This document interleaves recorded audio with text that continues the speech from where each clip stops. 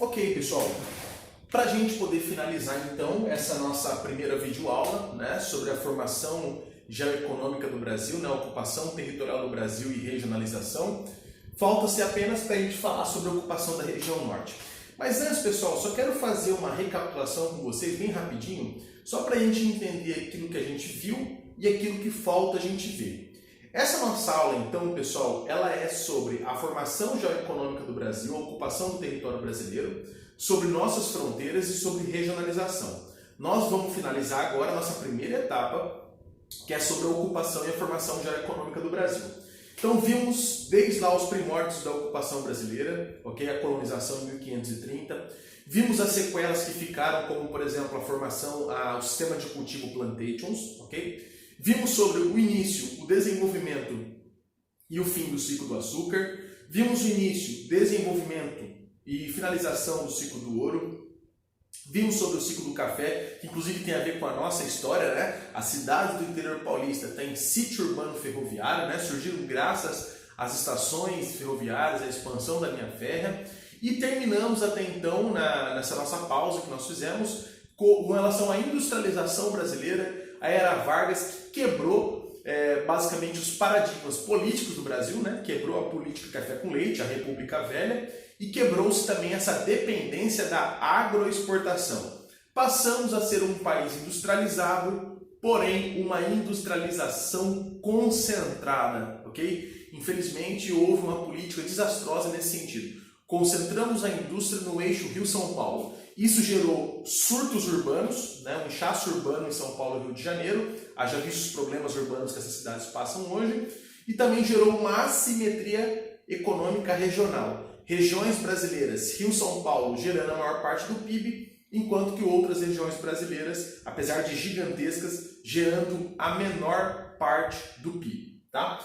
Pessoal, mas perceba que nos ciclos econômicos narrados até agora, o ciclo do açúcar, ouro, café e industrialização, a região norte não foi abordada de nenhuma maneira. Não que outras regiões tenham sido abordadas fortemente, mas de alguma maneira apareceu. Por exemplo, no sul do Brasil, a gente falou do ciclo do charque, né? O centro-oeste, a gente falou da expansão do café para o sul do Mato Grosso do Sul, ainda chegamos a comentar algumas coisas. Mas e o norte?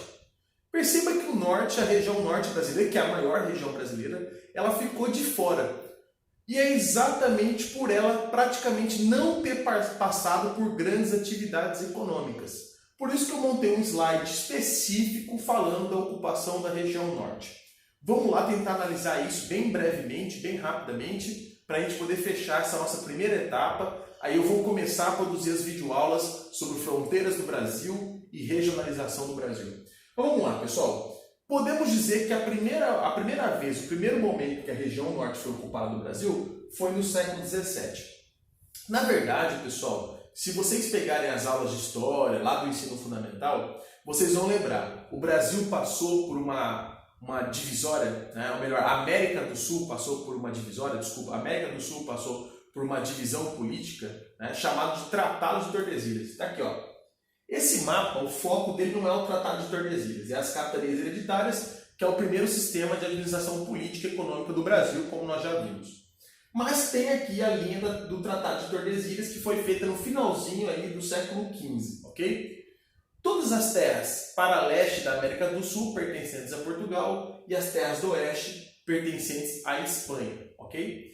Se você observar, a região norte do Brasil, a região amazônica do Brasil, está na porção espanhola. Então, um dos fatores, historicamente, que a região norte do Brasil não aparece aqui na ocupação, no desenvolvimento econômico do Brasil, é que essas terras, no primeiro momento, não pertenceram ao Brasil.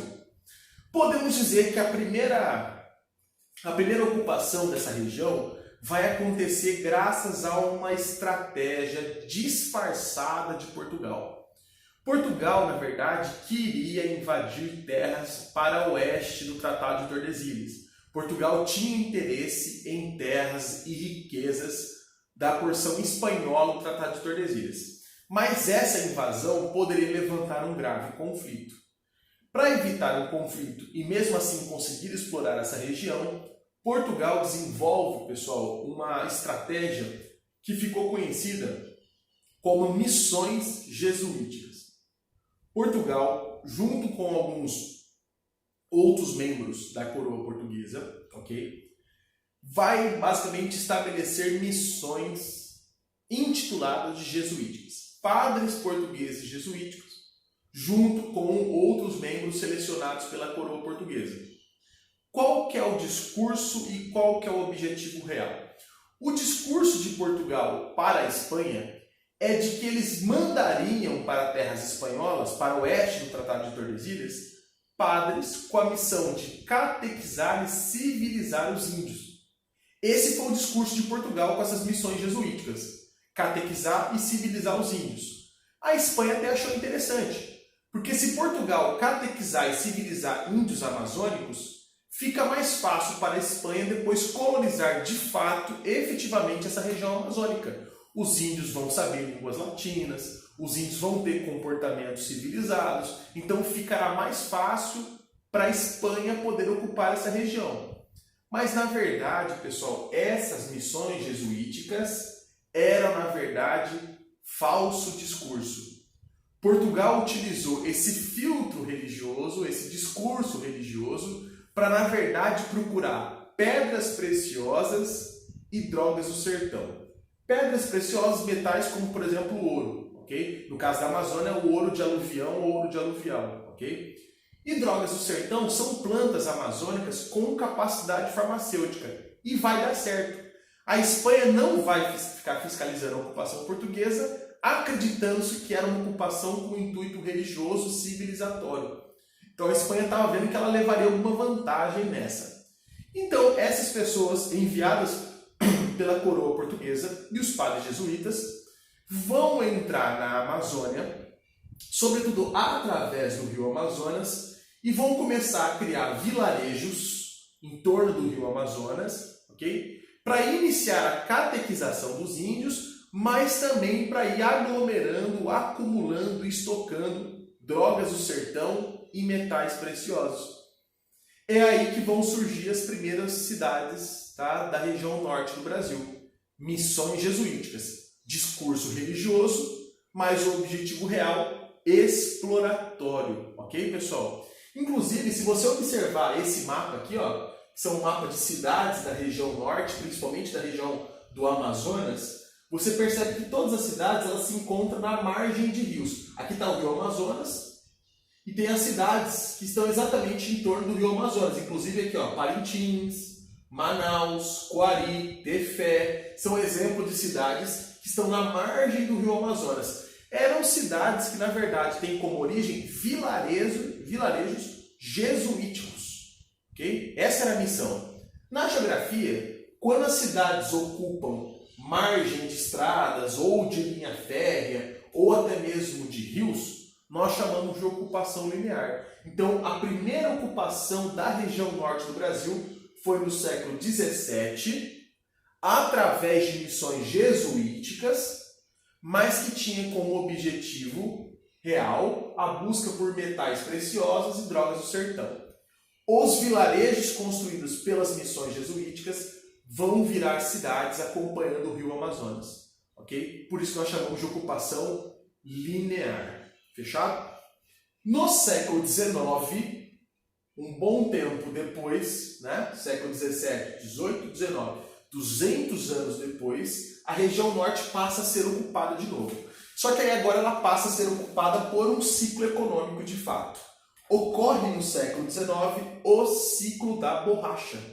Ok? O ciclo da borracha. Mas peraí, século XIX, não aconteceu nada de importante no mundo nesse momento? Aconteceu, pessoal. Século XIX é a segunda revolução industrial. O Brasil não passou por ela, ou melhor, o Brasil só se industrializou na era Vargas, só na metade do século XX. Mas então o que tem a ver a industrialização de parte do mundo no século XIX com o Brasil? A segunda revolução industrial ela vai acontecer na Inglaterra, na França, na Itália e vai acontecer no Japão e nos Estados Unidos. E ela é marcada, pessoal, pelo surgimento de uma máquina chamada máquina ou motor de combustão interna. Carros. Carros precisam de pneus. Estados Unidos estavam começando a passar pela segunda revolução industrial, estavam começando a produzir os primeiros carros e para isso precisava de borracha. E a origem da borracha, pelo menos da borracha natural, é o látex, que é exatamente essa seiva produzida pela sangria do caule da seringueira. No caso, na região amazônica, nós tínhamos seringueiras, ok?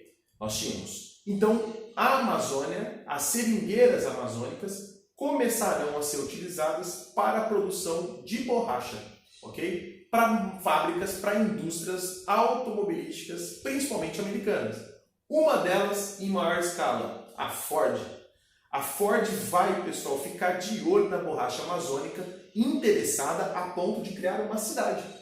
A Ford vai criar uma cidade chamada Fordlândia, ok? É uma cidade que foi construída na margem do rio Amazonas e ela tinha a função de abrigar seringueiros, pessoas que trabalhariam na sangria da seringueira para a produção do látex, e também era uma cidade cheia de galpões para armazenar o látex produzido antes de exportar para os Estados Unidos, ok? No caso, pessoal, esse ciclo vai se concentrar na Amazônia Ocidental. A Amazônia Ocidental é onde hoje é o Acre, essa região do Acre, onde hoje é a região, por exemplo, de Roraima, parte do Pará, do Amapá, a Amazônia Ocidental, ok? E o próprio Amazonas, claro, ok? Esse ciclo vai se concentrar nessa região, a Amazônia Ocidental, e vai permitir aqueles vilarejos que foram construídos no século XVII se expandirem, ok? Porque esse ciclo vai atrair emprego e renda, atrair emprego e renda vai atrair pessoas. Aqueles antigos vilarejos, pequenas cidades construídas pelos jesuítas, agora vão receber nordestinos e até mesmo sulistas de olho no trabalho, no ciclo da borracha, ok? Só que esse ciclo é curto, pessoal. Ele dura apenas 50 anos. Porque, na verdade, descobre-se uma maneira mais interessante de produzir a borracha. Descobre-se, pessoal, o que nós chamamos de silvicultura. Alguns povos e países asiáticos, ou melhor, territórios asiáticos, começarão a plantar a seringueira. Na Amazônia não é a seringueira plantada, é as seringueiras que estão na floresta. Então você tinha uma seringueira aqui, a outra a 500 metros, a outra a 1000 metros, não tinha uma regularidade, né? Agora, pessoal, principalmente a Inglaterra e a Holanda, principalmente a Inglaterra e a Holanda, a França pouco, a Inglaterra e a Holanda vão começar a plantar seringueiras lá na Ásia, em ilhas da Ásia. E plantando seringueiras, nós temos uma produção em larguíssima escala. Quanto maior a produção, menor o custo. Essa seringueira plantada na Ásia, por ingleses e holandeses, vão quebrar a produção de borracha brasileira. Ah, mas você falou que é silvicultura? O que tem a ver? Silvicultura é uma agricultura, só que é uma agricultura de espécies em forma de árvores. Okay? Como a seringueira é uma árvore e ela está sendo plantada em forma de agricultura, em forma de plantations, inclusive, nós podemos chamar isso de silvicultura. Então, cultivo de espécies arbóreas. Okay? A Inglaterra e a Holanda começarão a produzir, a plantar plantations de silvicultura de seringueiras lá em ilhas asiáticas. A produção em larga escala vai quebrar a borracha brasileira. Pessoal, esses são os ciclos econômicos brasileiros, tanto que a gente já vai entrar em fronteiras territoriais do Brasil, que basicamente é matéria para uma próxima videoaula. O que eu quero deixar claro para vocês é o seguinte: os ciclos econômicos, então, vão ativando pequenos ciclos no Brasil, vão dinamizando pouco a pouco a nossa economia e vai favorecendo a ocupação do território brasileiro. Porém, uma observação importante: os ciclos no Brasil foram muito pontuais, concentrados em uma única região, e essa falta de política de transporte de integração levou o Brasil para uma lógica do arquipélago econômico. Regiões isoladas desenvolvendo as suas próprias atividades econômicas como se não fosse um único país. Certo, pessoal? Eu já vou começar a preparar a nossa segunda etapa desse assunto, fronteiras do Brasil, fronteiras territoriais e fronteiras marítimas, ok? Espero que vocês façam um bom uso dessa videoaula. Até mais, pessoal!